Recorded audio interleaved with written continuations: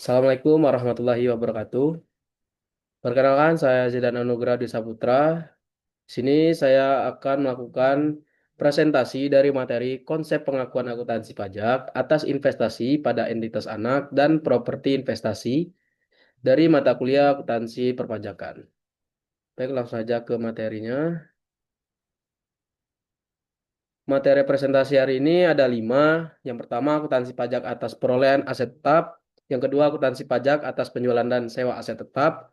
Yang ketiga, akuntansi pajak atas penyusutan aset tetap. Yang keempat, akuntansi pajak atas pertukaran aset tetap. Dan yang kelima, akuntansi pajak atas revaluasi aset tetap. Definisinya, konsep pengakuan akuntansi pajak atas investasi pada entitas anak dan properti investasi adalah prinsip dalam akuntansi pajak yang mengatur bagaimana suatu investasi diakui, diukur, dan dilaporkan sesuai dengan ketentuan perpajakan yang berlaku.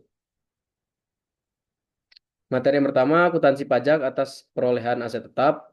Aset tetap adalah harta berwujud yang digunakan untuk kegiatan usaha dan memiliki masa manfaat lebih dari 1 tahun. Untuk perolehan aset tetap dan aspek pajak, yaitu ada untuk perolehan aset tetap, itu ada pembelian tunai atau kredit.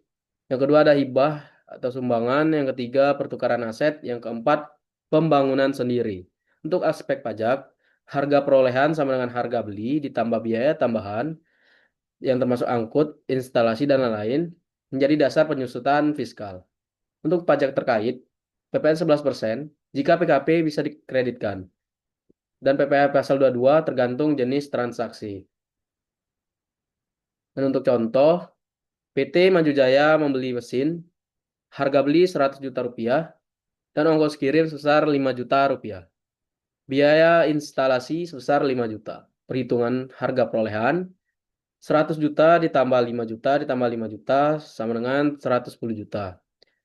Maka PPN-nya 11%, 11% dikali 100 juta sama dengan 11 juta yang bisa dikreditkan. Jadi nilai yang disusutkan sebesar 110 juta rupiah. Untuk akuntansi pajak atas penjualan dan sewa aset tetap. Pengalihan aset tetap yang menyebabkan timbulnya laba atau rugi. Untuk perhitungannya itu laba atau rugi sama dengan harga jual dikurang nilai buku fiskal.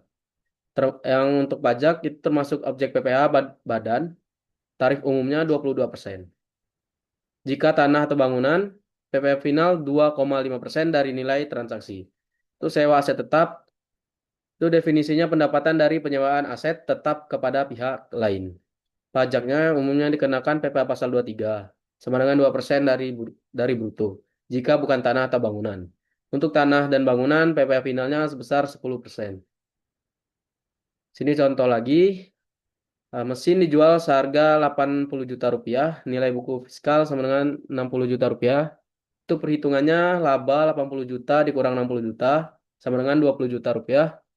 Untuk pajaknya, pajak PPh badan itu sebesar 22%. Maka 22% dikali 20 juta sama dengan 4 juta 400. Nah, untuk contoh selanjutnya itu PT menyewakan kendaraan nilai sewa sebesar 10 juta rupiah. Dan pajaknya itu PPh pasal 23 sama dengan 2%. 2% dikali 10 juta sama dengan 200 ribu. Materi ketiga ada akuntansi pajak atas penyusutan aset tetap. Alokasi biaya perolehan aset tetap selama masa manfaatnya. Untuk metode penyusutan fiskal itu garis lurus atau straight line dan saldo menurun. Untuk kelompok aset itu kelompok satu, kelompok aset dan masa manfaat fiskal kelompok 1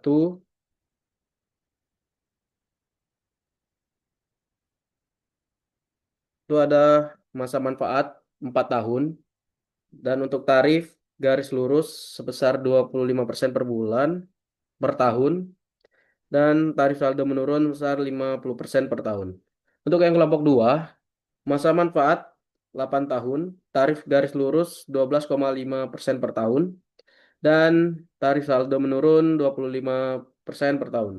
Untuk yang kelompok 3 itu masa manfaat 16 tahun, tarif garis lurus sebesar 6,25%, dan tarif saldo menurun 12,5 per tahun. Dan untuk kelompok 4 masa manfaat 20 tahun, tarif garis lurusnya 5% per tahun, dan tarif saldo menurun 10% per tahun. Untuk contoh, aset lama, kasusnya itu aset lama, nilai buku sebesar 50 juta rupiah ditukar dengan aset baru. Nilai wajarnya 70 juta rupiah. Untuk perhitungannya, laba sama dengan 70 juta dikurang 50 juta. Sama dengan 20 juta rupiah. Dan dikenakan PPh badan sebesar 22%, maka 22% dikali 20 juta sama dengan 4 juta 400. Untuk materi selanjutnya itu akuntansi pajak atas revaluasi aset tetap. Definisinya, penilaian kembali aset tetap untuk menyesuaikan dengan nilai wajar. Tujuannya untuk menunjukkan nilai aset yang lebih realistis, meningkatkan struktur keuangan perusahaan. Pajak revaluasinya selisih lebih akan dikenakan PPh final 10%, bisa dapat tarif lebih rendah jika ada kebijakan pemerintah. Baik, di sini ada contoh lagi, nilai buku lama sebesar 200 juta rupiah, nilai setelah revaluasi sebesar 300 juta, maka selisihnya 300 juta dikurang 200 juta sama dengan 100 juta. Untuk pajaknya PPh final 10%, maka 10% dikali 100 juta sama dengan 10 juta rupiah. Baik, itu tadi ya presentasi dari saya. Sini ada kesimpulan dari presentasi. Konsep pengakuan akuntansi pajak atas investasi pada entitas anak dan properti investasi merupakan bagian penting dalam pelaporan keuangan dan perpajakan perusahaan. Investasi pada entitas anak berkaitan dengan kepemilikan yang memberikan kendali. Sedangkan properti investasi bertujuan untuk memperoleh pendapatan sewa atau kenaikan nilai aset. Dalam penerapannya, perlakuan akuntansi pajak harus mengikuti ketentuan perpajakan yang berlaku, terutama dalam hal pengakuan pendapatan, pengukuran nilai investasi, serta penentuan objek pajak. Perbedaan antara akuntansi komersial dan fiskal dapat mempengaruhi besarnya penghasilan kena pajak. Baik, itu presentasinya dari saya dari materi konsep pengakuan akuntansi pajak atas investasi pada entitas anak dan properti investasi. Sekian, Assalamualaikum warahmatullahi wabarakatuh.